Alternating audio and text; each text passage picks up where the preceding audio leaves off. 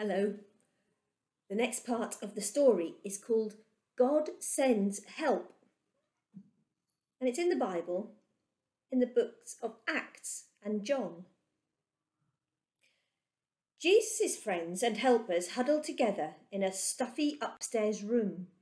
Even though it was sunny outside, the shutters were closed. The door was locked. "Wait in Jerusalem," Jesus had told them. "I am going to send you a special present. God's power is going to come into you. God's Holy Spirit is coming." So here they were, waiting. Actually, mostly what they were doing was just being scared and hiding. You can't blame them. Their best friend had left. The important people and leaders were after them. And Jesus had given them a job they didn't know how to do.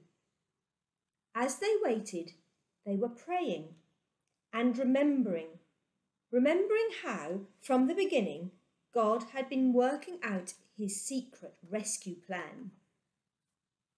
Suddenly, a strong wind filled the little room, whistling through the walls, rustling the straw on the floor. And there, on everyone's heads, shining in the gloom, were flickering flames. Fire that didn't hurt or burn. And something more. Inside, in their hearts, they felt a strange heat, almost as if all the coldness and hardness were melting away, as if their broken hearts were mending. And God was giving them brand new hearts that could work properly. How it happened, they didn't know, but they knew God's power had struck their hearts ablaze, and Jesus himself was coming to live inside them. They had seen Jesus go away, but now he was closer than he had ever been, inside their hearts. And this time, nothing could ever separate them.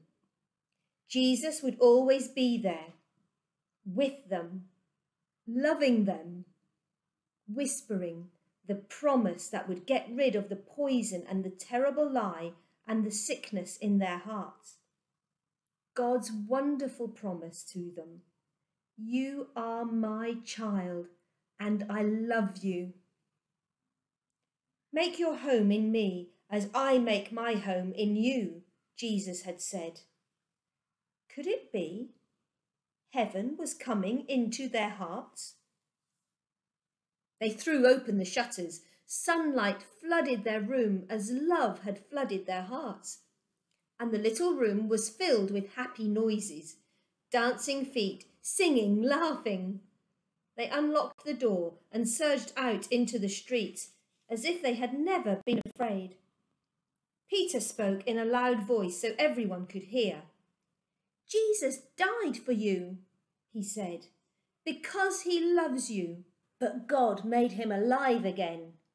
He has rescued you." People stopped and listened.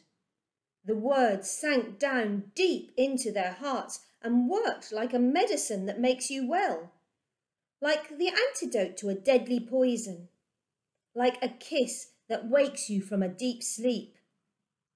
"Stop running away from God," Peter said. "Run to him instead, so he can love you and make you free." And Peter told them the wonderful story of God's love. God's never stopping, never giving up, unbreaking, always and forever love. How Jesus had come, all that had happened. There were lots of people from faraway countries in Jerusalem. They couldn't speak the same language, but as they listened to Peter, everyone could understand what he was saying in their own languages. Many people believed and became Jesus' new friends and helpers, and the wonderful news of Jesus spread like sparks from a fire to villages, towns, cities. Every day, more and more people believed.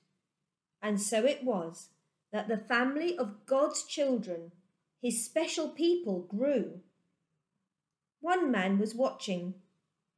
"I'll stop this," Saul said.